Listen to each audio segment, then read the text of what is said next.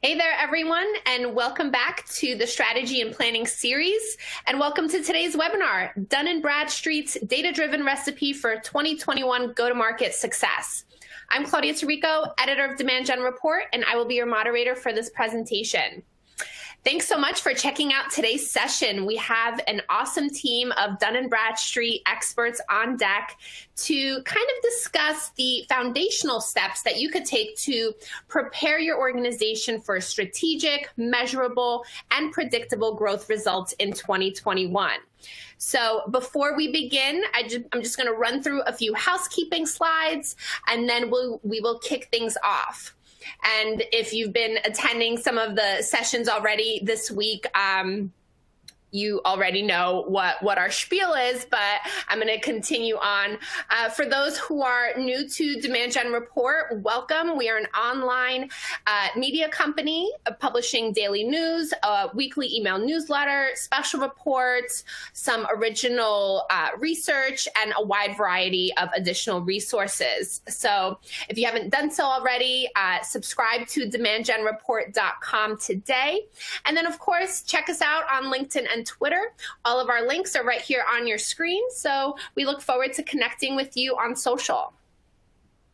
We also just wrapped up our first ever B2B Sales and Marketing Exchange virtual experience a few weeks ago, but if you missed out, no worries. There's a ton of content there, and it's all available on demand. And personally, I think it's another, additional kind of event that you should attend and check out if you're planning for 2021, because there's a ton of great content in there to help you do that.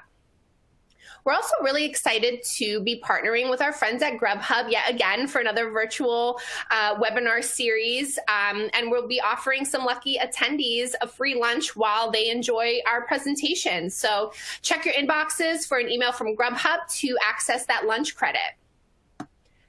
For today's presentation, we'll be using the On24 platform, and during the session, you could access all of the information you need right on this platform toolbar.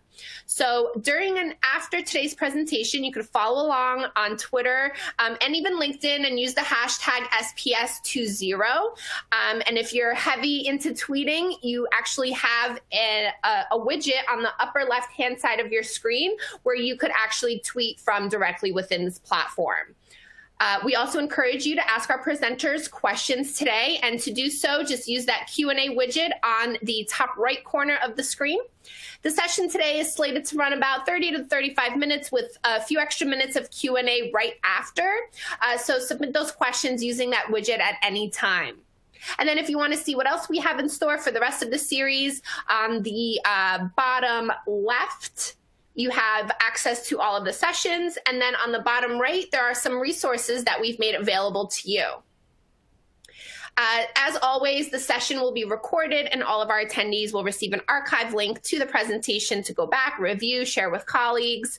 And then in addition to joining the conversation, please take a moment to take our very, very brief survey.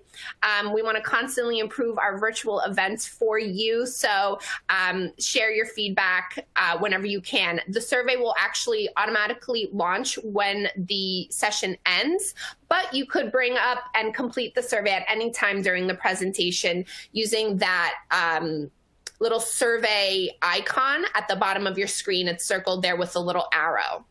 So please, before signing off today, take a moment to complete this quick questionnaire. All right, so now I'm excited to introduce our featured speakers for today, Maggie Granger, James Novak, and Stephen Alexander of Dun Bradstreet. Maggie Granger is the Director of Integrated Marketing for Data Management Solutions at Dun Bradstreet.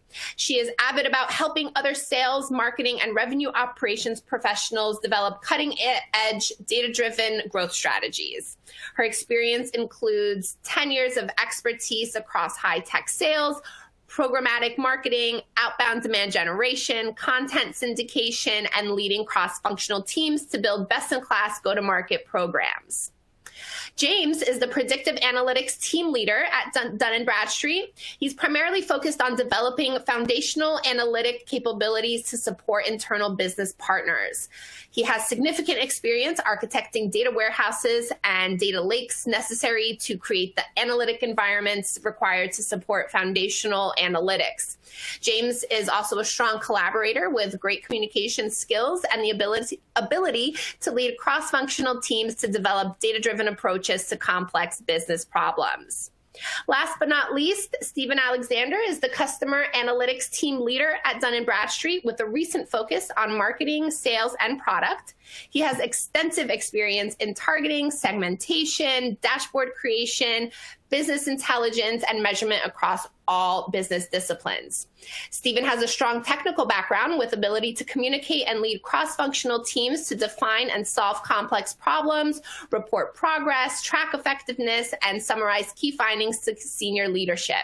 He is a lifelong learner with a strong appetite to master new methods and platforms that directly translate into increased business performance. Woo! So obviously, we are in great hands today. We've got some awesome experts on deck. So I'm going to stop talking and let them take it away. Maggie, passing it over to you. All yours. Great. Thank you so much for the wonderful introductions and backgrounds on her team. So we are very excited to be here today and talk a little bit about, how you can have a combination of data, insights, and technology to help drive B2B growth. Really Dun & Bradstreet at the core of who we are. We're trying to help your team, drive that measurable, predictable, growth. So without further ado, I'll jump in. So today on the agenda, we're going to let Stephen and Jim give a little bit more background on specifically about their roles and responsibilities. We're going to talk a little bit about the market, data change and growth within the market. We will then review enabling foundational analytics, talking a little bit more about segmentation and activation, lessons learned, and next steps your team can take, to really drive that success for you in 2021. At the end, we will also have a little bit of time for Q&A. So, be sure to add in your questions throughout the presentation, or you can hold them till the end and we will answer it then. All right, so again, my name is Maggie Granger. I'm a Director of Integrated Marketing at Dun & Bradstreet, and very happy to be joined by two of my team members that really help the marketing team within Dun & Bradstreet, have success. And we wanted to invite them on today to talk a little bit more about their expertise and knowledge. So Jim and Stephen, welcome, and can you give a little bit of background about yourselves? Sure, thanks, Maggie. This is Jim Novak. For the past 26 years, I've worked for Dun & Bradstreet in a whole host of different roles. Most recently, I'm the Senior Director of Predictive Analytics. I essentially lead a team of people who build out predictive analytics for internal consumption.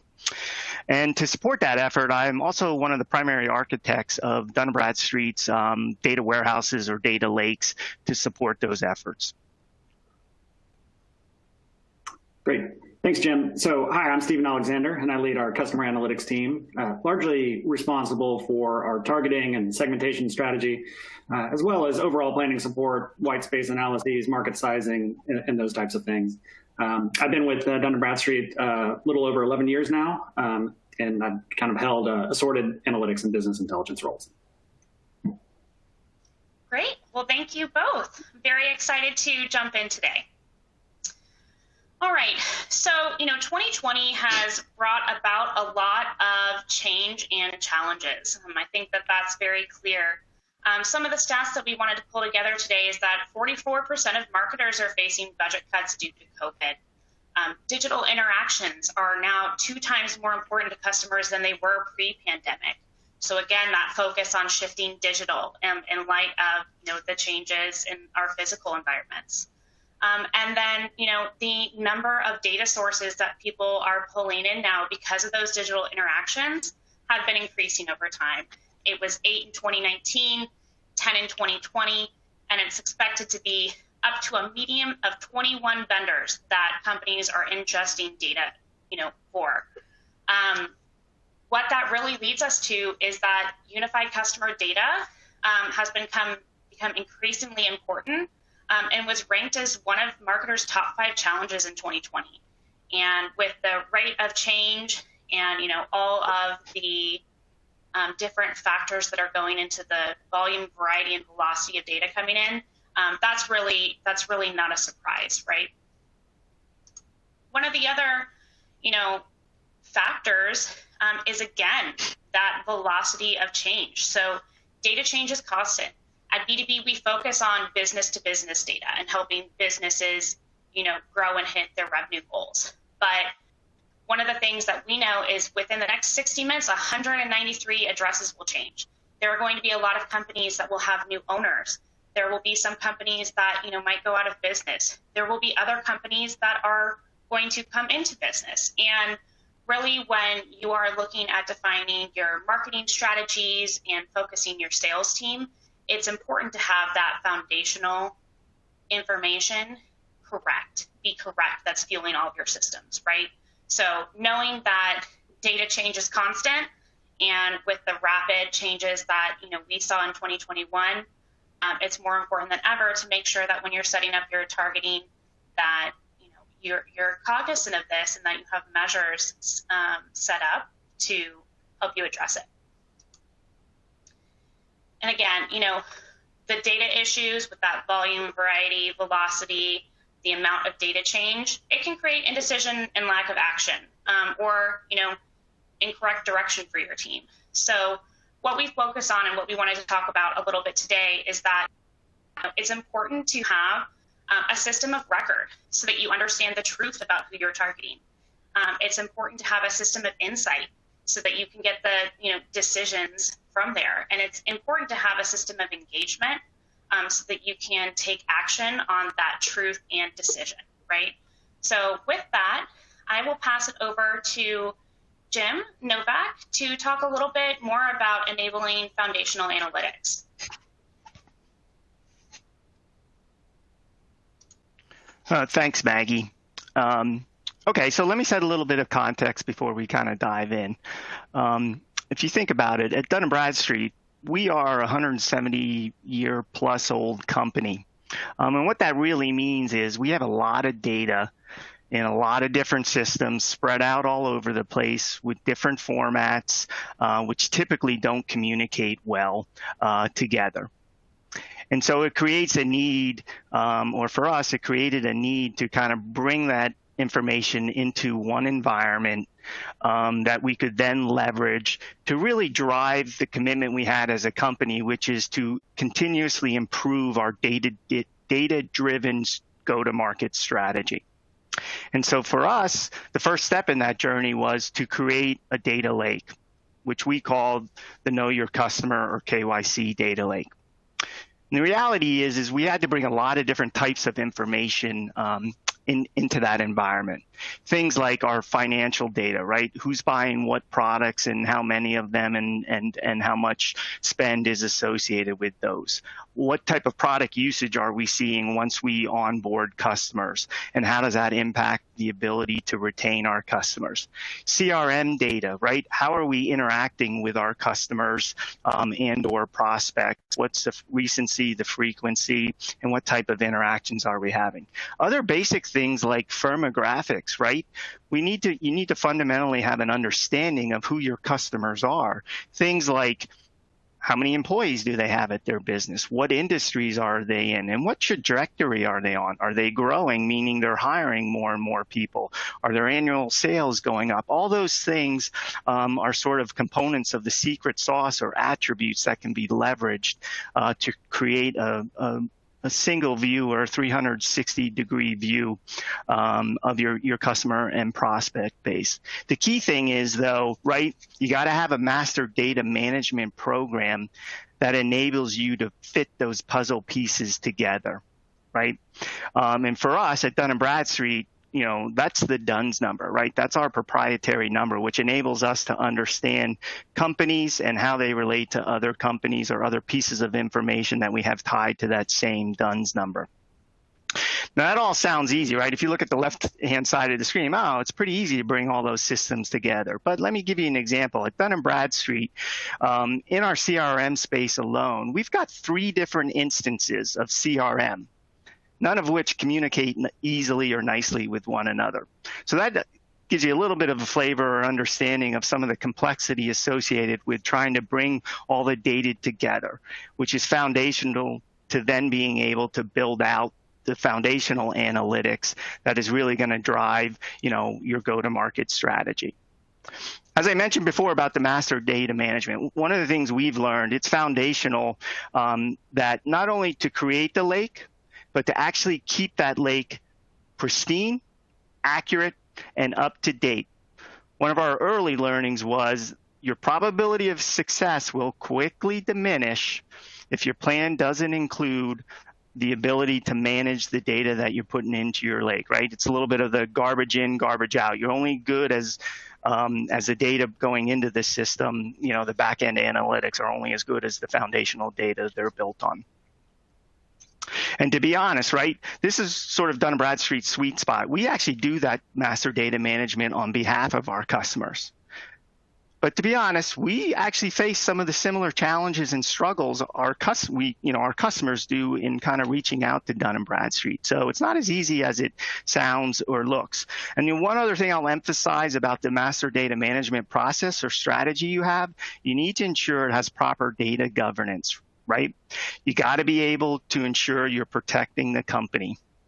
And things like, what I mean by that are things like, do you have a process where you're including opt-outs and ensuring that the people that don't want to be communicated with, you have a way to remove them from your lake? Or are you compliant with GDPR? And do you have the safeguards in place to ensure you're meeting those regulatory requirements? So once the overall block and tackling is done, kind of what you see in the center in terms of the KYC warehouse, then the next step for us was to actually develop the foundational analytics that would fuel our go-to-market strategy. And the important point I'd make here is you can't kind of do that alone, or you can't be the Wizard of Oz behind the curtain. And so one of the things we found was effective in collaboration with Steven and my team or myself, we actually reached out to leaders across the business, whether they be from our business units, meaning our product teams, our sales and marketing leaders, to understand their needs with respect to their go-to-market strategies and how those strategies were evolving. Once that occurred, that enabled my team to then go in and assess what type of analytic capabilities do we need to develop to support those strategies. And what we did is we ended up building a whole arsenal of models that would support that effort. Things like new customer acquisition propensity models, right? So who's most likely to buy one of our gateway products or solutions? Cross-sell and upsell models. So those are, okay, within our existing finance solutions customer base, who also looks like a really good fit for our sales and marketing products and solutions? We didn't stop there. We also build out retention models, and really 2 different disciplines there. The first is what we call our complete drop models. So who are the customers that are most likely to drop their entire relationship with us in an existing product or solution? And then we also built decliner models, which are essentially, we're not going to lose the customer, but we are concerned about maybe them shrinking their relationship with us, and how maybe, what steps can we take to maybe offset some of that expected loss. And then the final foundational analytic capability that we built and deployed in the data lake was what we call spend analytics, which are essentially demand estimators. So over the life of the relationship, what's the, how much potential can we expect from that customer relationship over time? So once those foundational analytics are built and established or operational in the lake, that really enables you to kind of support what you see on the right hand of this slide, which is the 360-degree view, which enables Steven's team to go in and do the advanced targeting and segmentation to drive the go-to-market strategy. Or we can queue up sort of analytic insights or actionable insights right from the platform, which the overall effect is also to then sort of increase your efficiency or the recency of some of the decisioning that you can actually do. So once our lake was up and running, one of the things when we started to use it and we quickly realized was the one shortcoming we were having with the KYC data lake was our ability to easily connect to our downstream consumption systems.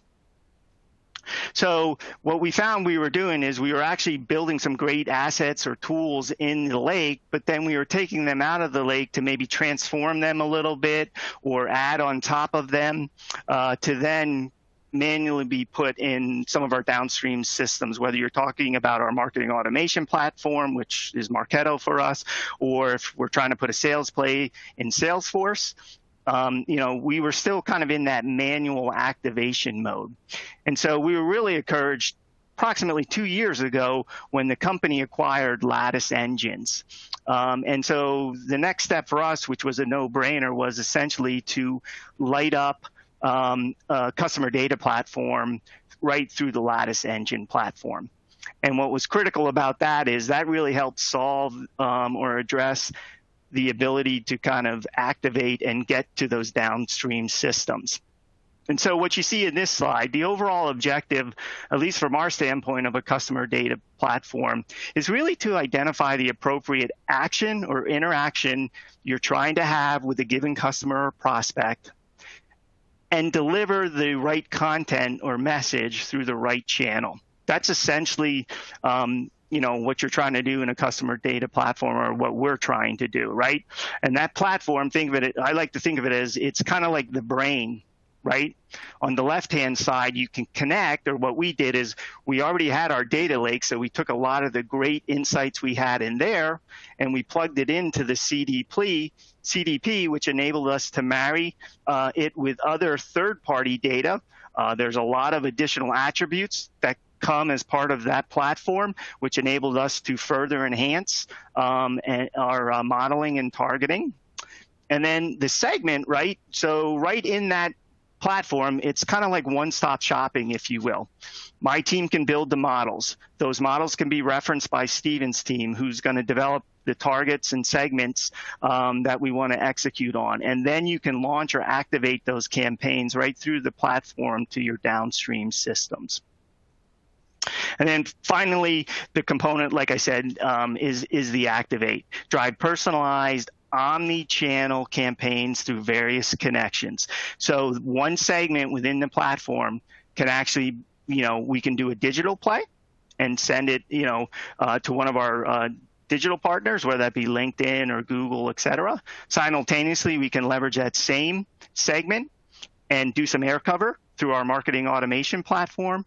And then finally, we may want to follow up with a third tactic or action, which is we're going to launch a sales play, whether that be in Salesforce or outreach.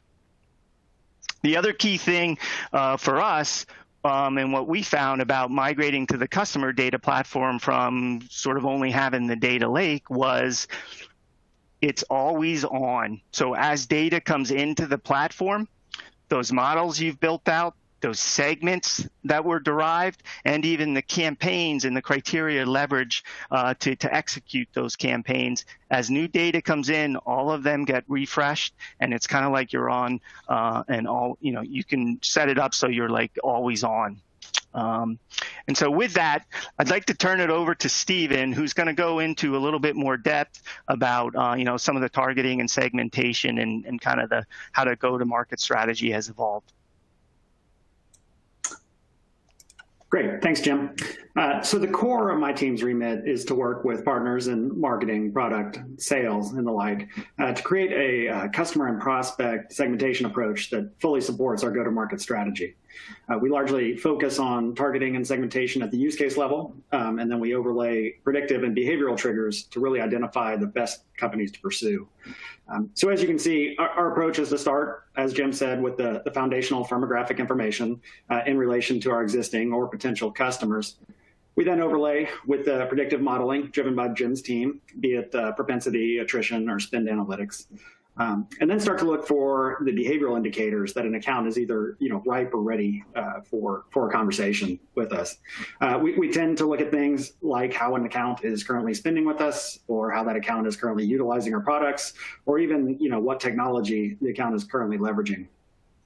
One thing I'd say is that, moving to a CDP has had a myriad of benefits, but for the proof point really for us was in how we can more easily and efficiently leverage engagement data to take our targeting and campaigns to the next level. Be it leveraging internal intent models to see where an account is within the buyer's journey, or studying how accounts or targets are engaging with our website and what content they are consuming, or even how individuals at a company have responded to our surveys.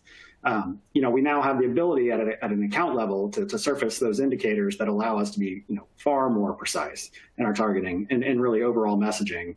And it's all due to the foundational data layers that Jim has been discussing.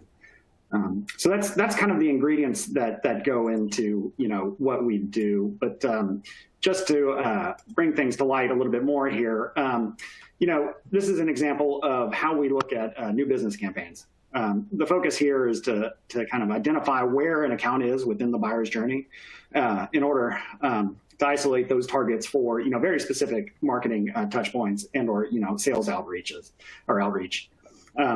So if you follow along here from left to right, you can see our goal is to move accounts from unengaged to some type of engagement, be it showing up on one of our intent models, or they're on our website exploring content, all the way through to the traditional demand gen funnel, which would include lead generation, sales engagement, and ultimately, won or lost business. I would say, the exciting thing for us here is that we can now, we can better see kind of the initial traction against targeted prospects. So those really unknown to us, right?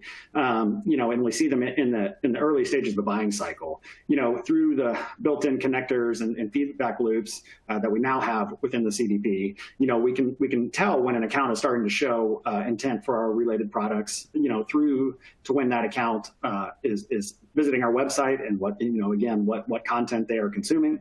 And then, really giving us the ability to be even more precise with the messaging to that audience. Also, one other note here, and how we're looking at things in terms of the modeling. Here on the y-axis, if you will, you can see we've overlaid our propensity modeling to focus first on the companies we see as high fit for our products or services, right? Our strategy has been to kind of, focus campaign budgets on those targets likely to purchase and spend less and less on those with low or no fit within the modeling. So jump on here. Let's see. All right, so this is where it starts to get fun. One of the primary benefits of the approach we've adopted here really does lie in our ability to measure and subsequently, iterate on our campaigns. I'm sure many of you in the B2B marketing space, have struggled on how best to share, marketing performance metrics and just, frankly, how to show overall value, especially at that campaign level. And that, to be honest, is where this approach shines, right? So we've clearly defined the stages of the buyer's journey, and our goal is to track progress against the accounts, right? And then to watch things move from left to right, kind of within this view. So, we map, the marketing levers that are being pulled at each stage of the journey, and then we start to show impact by the number of accounts moving from one stage to the next. So an example could be, like say, running digital advertising or programmatic media on the set of accounts that are sitting in that unengaged bucket, and really trying to energize that base. And then we can start to have conversations about how well those specific accounts are progressing through the journey over time and how much of an impact we are having overall. I would say, in terms of how we assess or gauge overall success, we use prior campaigns here, or you can even use study the non-targeted account behaviors really as a comparison point to say how well these things are performing, which is always the topic that comes up when discussing overall campaigns. What's really fun, at least in my mind, to watch is kind of these graphs here in the bottom section. So we've charted things by stage kind of where an account started when we launched the campaign, right there on the x-axis, and on the y-axis, kind of where are they sitting today, right? So really trying to show that movement. But by doing that, we can start to see, not only who's progressing through the journey, left to right as we want, but also who's moving backwards. Say from showing, first-party intent, which is consuming website content, falling back into that unengaged bucket, right? Because we put a window on kind of the period we'll look at for either the intent, showing on the intent model or, showing website behaviors. So again, it really gives us the ability to re-engage, if you will, those accounts that have kind of fallen out of the behaviors, right? And overall, I would just say, it gives us the ability to again tailor messaging, not only to move those accounts from left to right, but also to re-engage those accounts that have gone absolutely cold on us. So with that, I think we're going to jump into some lessons learned here. I think, Jim, you want to talk about how our journey has gone here? Yeah, I'm going to take the first couple, and then I'll turn it back over to Steven. What I'm going to do is I'm going to actually talk about the second one first because it kind of informs the first one. So old habits die hard. One of the learnings I think we had when we were trying to, drive this whole thing was the fact that people are going to want to kind of step back to what they're comfortable for. So you really need to be cognizant of that. People are familiar with how they did things the old way, right? And so if you're trying to drive a better data-driven strategy, or you're trying to light up a platform like a data lake or a CDP, you really got to understand or be mindful of the fact that it's easy to kind of fall back to comfortable ways. And so with that said, that's why it's also important to have number one, get executive sponsorship. It's absolutely critical. So one of the learnings we had, we were struggling to activate a little bit or, get some campaigns to market. And so when we kind of reached out and reaffirmed the executive level sponsorship that was associated with this and had them or engaged them for help to help move the initiative forward, we really did see traction, pick up and adoption and consumption fostered from there. And then the third thing I will say, which I was, it's kind of near dear my heart and was, talking previously about, is get the data right and keep it right. I'm a firm believer, as soon as people are suspicious of the quality of the data or the insights that are a platform like this is telling them, they're going to be reluctant to consume. You're going to struggle with adoption. So that data governance, that mastering data strategy, and the governance associated with it to keep the data pristine, keep it up to date and recent, the better off and the more time you put into that strategy, I think, the easier you're going to see the results at the other side of this thing and kind of where you're trying to take it. Steven, I'll turn it back over to you. Sure. And, these somewhat, go without saying, but certainly hold true. In my mind, you've got to be sure you bake in enough time to test, iterate, and QA, right? Especially in the beginning, as there were no doubt be issues, you didn't consider. It could be around, how the data behaves. We actually saw that. We had issues with, both date values, null values, and how those attributes, behaved within the platform, because it wasn't what we expected, right? And so we had to iterate, right? Had to be a little flexible in terms of that. So really, I can't stress enough. Make sure you've got time to get things right. Another that seems like a no-brainer, but equally important, is to get a small win early, right? That was one of our big learnings. I kind of equate us to, any kid with a new toy. Like, we wanted to pull in all these awesome new attributes that we had that we didn't previously, and kind of had it all in one place to really activate a complex program. And you know what? As you're ramping, I wouldn't suggest it. I think had we started a little bit smaller, we would have run a little faster and then, kind of build on it over time. I think it just makes a lot more sense and would have gotten us that quick win even earlier, right? And the last one here, so Jim hit on this, but user sessions, road shows, great ways to bring everyone along on the journey with you. There will no doubt be ups and downs as you're standing up kind of this data layer and your CDP and that kind of thing. But to really get full activation and make the most of it, the more broadly and completely, I would say, that you bring others along on the journey, you just have a greater chance for both support and overall success. So. Yeah, Stephen, the one thing I would add to that is also, I think you need to constantly remind everyone that it is a journey. It's an evolution, right? It's not set it up and it's lights out, you're done. You're going to continue to kind of evolve, add additional data sources or attributes to the system to kind of, support as your go-to-market strategy changes. So the flexibility, and the more you can get people to understand that this isn't a once and done, it's a continuous evolution, I think the better off you're going to be. Yeah. Great. Okay. And I think at this point, we're going to turn it back over to Maggie. Oops. That's perfect. Thank you so much, Stephen. And, thank you to both Stephen and Jim. Those insights, I think, are extremely valuable for the team. Again, what we wanted all of you to take away today is, what Dun Bradstreet defines as a recipe for success. And, with that, we really wanted to show you guys that we're drinking our own champagne, right? We're getting our data right, keeping it right. We're trying to have a CDP we have a CDP to, try and, further push our marketing efforts forward to make sure that we're engaging the right prospects and customers at the right time with the right message across all channels. So we hope that was, informational for you today. What I want to talk about right now is, what would be a good next step for you? We talked a lot about foundational data, and I think that understanding your current data health is probably the first step in making a plan to move forward. So after the webinar, we will send a follow-up email with access to this complimentary D&B IT report.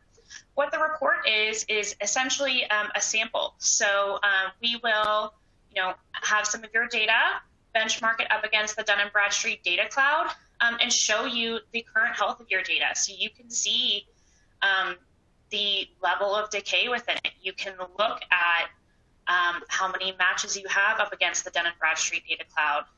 We are updating it millions and millions of times and, every day, but, we have access to 400 million business records. So we can tell you a lot about who's currently buying from you, how that's changed over time, what the health is of that account data, what the industry makeup is, what the geographic makeup is. So just a lot of information that can serve as a jumping off point while you make your plan for your 2021 year. So with that, I will pass it over and we can kick off the Q&A portion. Awesome. Thanks so much, everyone. That was great. So many great insights. I was actually personally taking notes myself, so all good stuff. Let's get into some questions. But before I get to those, just a quick reminder to everyone, please share your thoughts and feedback before logging off today. Click that survey icon at the bottom of your screen, or just stick around till after the session ends and the survey will automatically pop up. And then one last thing before I get to the questions, just a heads up to everyone. I believe we have a few minutes for questions right now, but if we don't get to yours live, we will follow up with answers to any questions that you have via email. So keep those questions coming. All right. Ready? First one. How much of an impact do you think intent data has made on your ABM program or campaign? I'm sorry. Oh, got it. This is Stephen. I'll take that one. So, anecdotally, I would say, we've had a lot of great feedback from our sales teams, around the intent models, especially, helping them get a foot in the door. The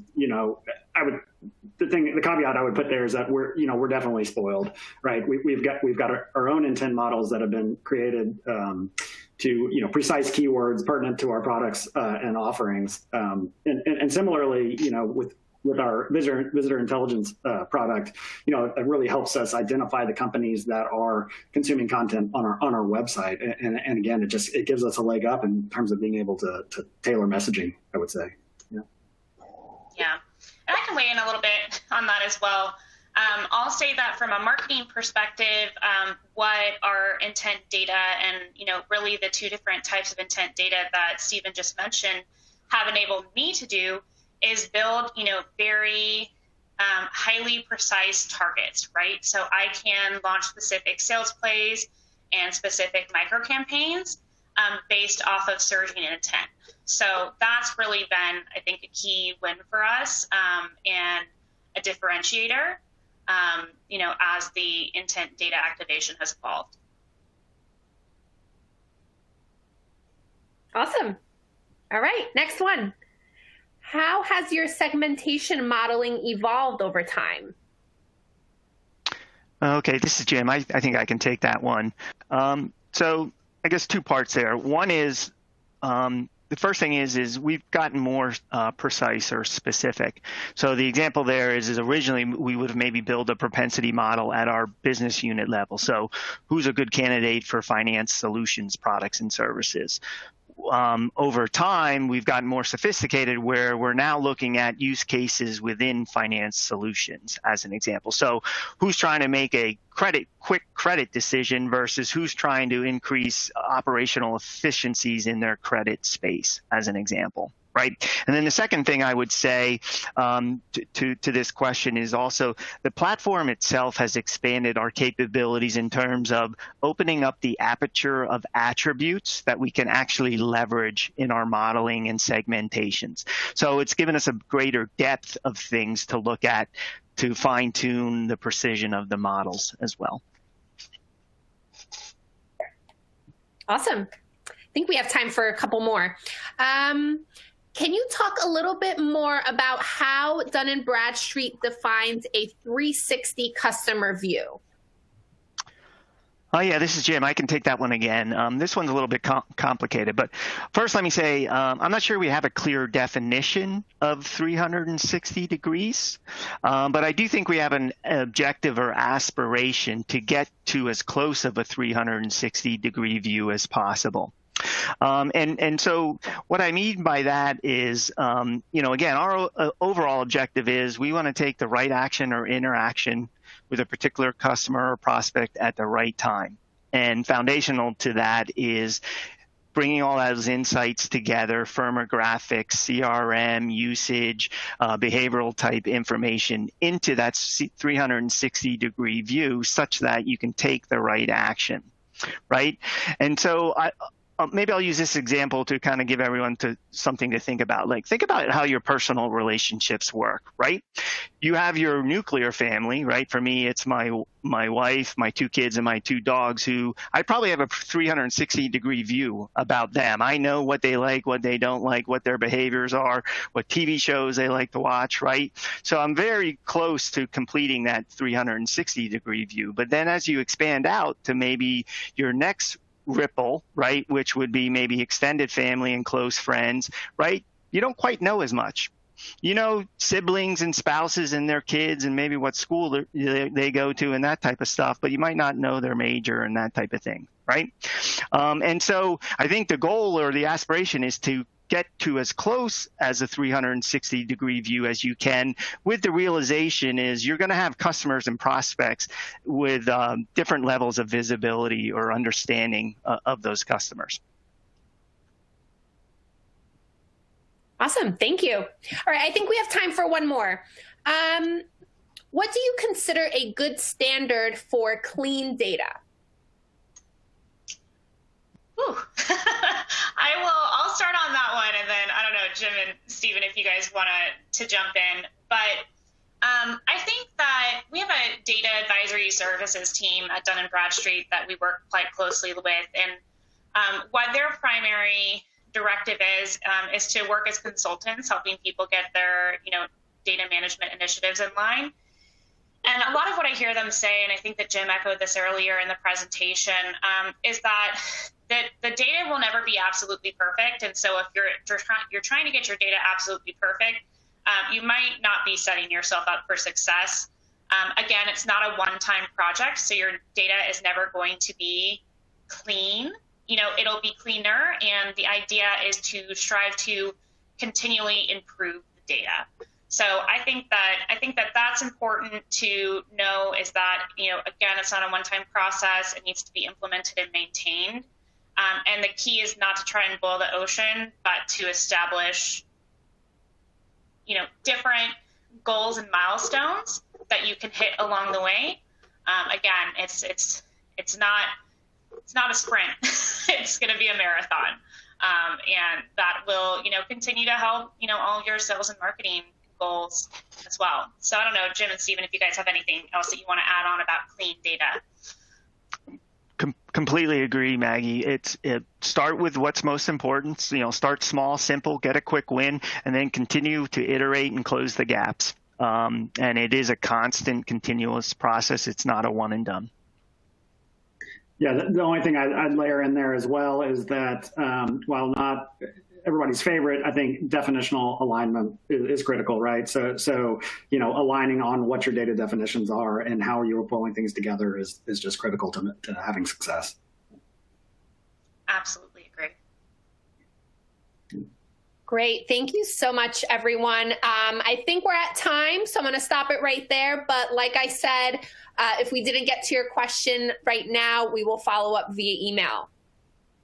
Well, that's a wrap, everyone. Thank you again to Maggie, James, and Stephen for that awesome presentation. And thank you to you all for joining us today. Be sure to check out our next session coming up. It's called Confessions of a B2B Sales Leader, what your sales team needs from you but are too afraid to ask. And it's happening today at 3 p.m. Eastern, so coming up shortly. Thank you again, everyone. Take care and stay healthy and safe.